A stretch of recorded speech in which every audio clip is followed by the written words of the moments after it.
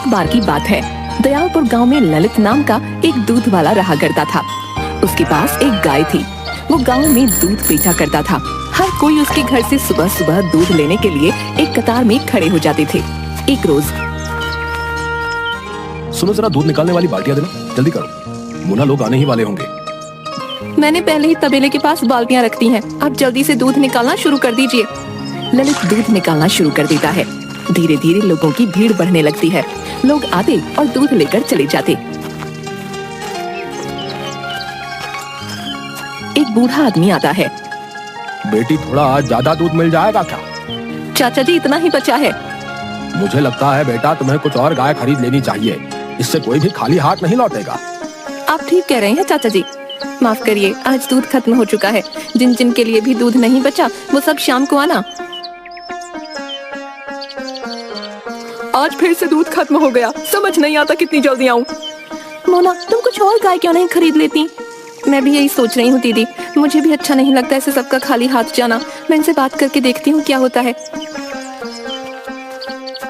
सुनिए ना, मैं कह रही थी कि हमें कुछ और गाय खरीद लेनी चाहिए। हमेशा कोई ना कोई रह ही जाता है। अब तो हमारा काम भी अच्छा चलने लगा है, कुछ और गाय खरीद लेते हैं ना। चलो ठीक है, मैं बात करता हूँ इधर उधर। चलिए नाश्ता कर लीजिए। मुन्ना, मैं जरा पास के गांव में जा रहा हूँ। इसके बाद ललित गायों को खरीदने पास के गांव के तबेले में चला गया। नमस्ते भाई। और ललित भाई, कैसे हो? बस प्रभु की कृपा से ठीक हूँ। कुछ गाय खरीदनी थी, इसलिए यहाँ चला आया। पहले वाली गाय तो आपने बहुत अच्छी दी थी, एकदम शांत और दूध भी गाढ़ा। इस बार भी हमें ऐसी ही गाय चाहिए, जो शांत हो और जिसका दूध एकदम गाढ़ा हो। क्यों नहीं भाई, हम तुम्हें अच्छी ही गाय दिखाएंगे। ये देखो, ये हमारे तबेले की सबसे अच्छी नस्ल है। ये शांत भी है और दूध भी गाढ़ा देती है। ललित ने गाय के सर पर हाथ रखा। गाय एकदम शांत थी। रुकिए, मैं आपके सामने इसका दूध निकलवा कर दिखाता हूँ। राधू, झींगा, अरे कहाँ मर गए दोनों? दोनों भाई किसी काम के नहीं। ओए राधू, जा, तुझे मालिक बुला रहे। नहीं झींगा, तुझे बुला रहे। बोला ना तुझे बुला रहे। मैं तुझसे बड़ा हूँ, तू जा। तू सिर्फ मुझसे 1 मिनट बड़ा है, समझा? ज्यादा धौंस मत जमा।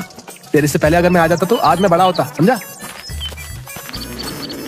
क्या रे, तुम दोनों काम चोरों को जरा काम के लिए क्या बोलो तो तुम्हें मौत आ जाती है। जा राधू, दूध निकाल उस गाय का, और झींगा तुम तबेले की सफाई करो। मालिक, उससे तो आपने दूध निकालने का काम दिया और मुझे सफाई का काम दे रहे। तू चिंता मत कर, उसके बाद वो भैंसों को नहलाएगा। खुश? झींगा, तू तो गया। राधू ने तबेले वाले को एक लोटे में दूध निकाल कर दिया। हाँ भैया, दूध तो बढ़िया है और स्वादिष्ट भी लग रहा है। तो ये गाय तय रही। ले बिरजू, जरा तू भी चखियो। हाँ मालिक, ये तो वाकई बढ़िया है। इसके बाद ललित और बिरजू दोनों घर जाने लगे। रास्ते में अचानक मौसम खराब हो गया। ललित और बिरजू गाय और उसके बछड़े को लेकर भागने लगे। घर के करीब पहुंचकर, बिरजू, तू गाय और बछड़े को तबेले में बांध दे। ठीक है मालिक। मालिक, हाँ मालिक, बछड़ा नहीं मिल रहा है। ये क्या बोल रहे हो? बछड़ा कहाँ गया? मालिक, लगता है आते वक्त तूफान में वो मेरे हाथ से छूट गया। मोना, तुम इनको देखो, मैं उसको लेकर आता हूँ। सुनिए जी, मौसम धीरे धीरे खराब हो रहा है, आप मत जाइए। तुम कैसी बात कर रही हो?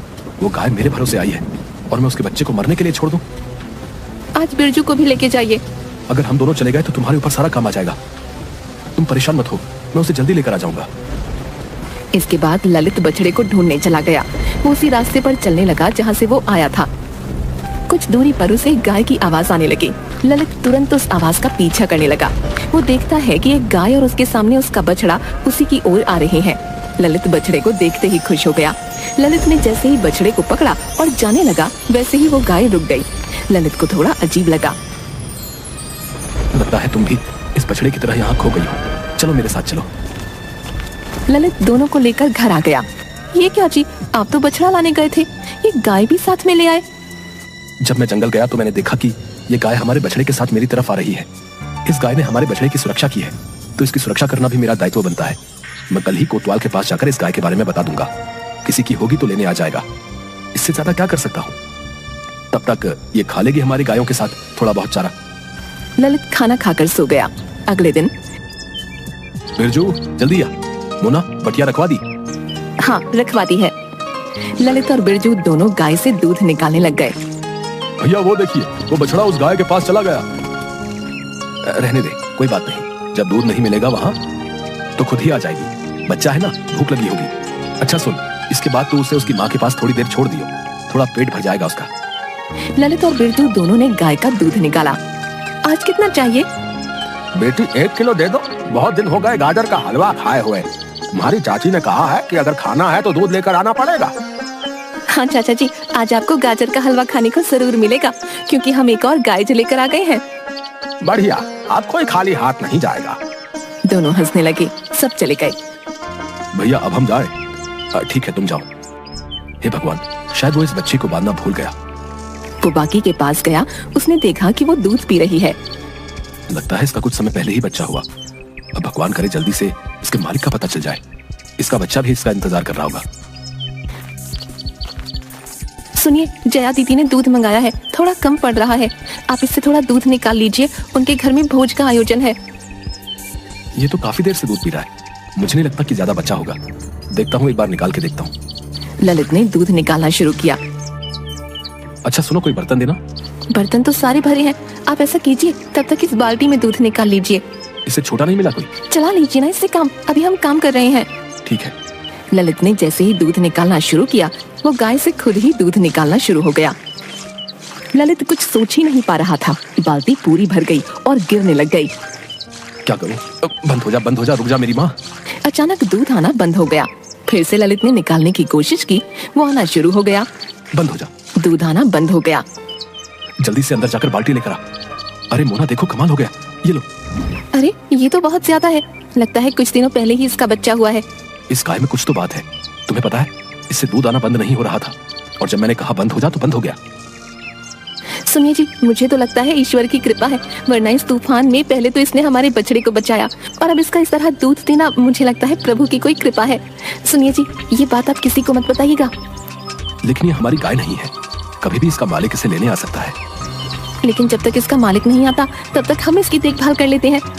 ठीक है, एक बार दोबारा देखते हैं ये सच में चमत्कार है भी या नहीं। चलो।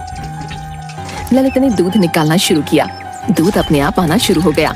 मोना बर्तन लाती गई, बर्तन भरते गए। इस तरह मोना ने घर के सारे बर्तन भरवा दिए। इसे रोकने के लिए बोलिए आप। हे गाय माता, रुक जाइए। गाय रुक गई। आपके लिए रोटी लाया हूँ, आप ये खा लो। लगता है बड़ी समझदार है। सुनिए जी, क्यों ना हम आसपास के गांव में अपनी कुछ शाखाएं खोल लें। अब दूर दूर के गांव वाले तो हमारे घर तक नहीं आ सकते ना, तो हम उनके पास चले जाते हैं। और वैसे भी इतने दिन हो गए हैं, अभी तक कोई उस गाय को लेने नहीं आया। मैं तो कहती हूँ उसे प्रभु का आशीर्वाद समझिए और उसका सही इस्तेमाल कीजिए। मुझे क्यों लग रहा है कि तुम्हारे मन में कुछ ज्यादा ही लालच आ रहा है। कैसा लालच? जो इंसान परिस्थिति को स्वयं के अनुरूप नहीं ढाले, परिस्थितियाँ उसके विपरीत हो जाती हैं। और मैं तो बस घर आई लक्ष्मी का स्वागत कर रही हूँ। अब आप ही बताइए, कुछ गलत कर रही हूँ क्या? हाँ, तुम तो देवी हो, तुम्हें सब पता होता है। लक्ष्मी माता का उठना बैठना जो है तुम्हारे साथ, क्यों? आपको तो कुछ नहीं पता।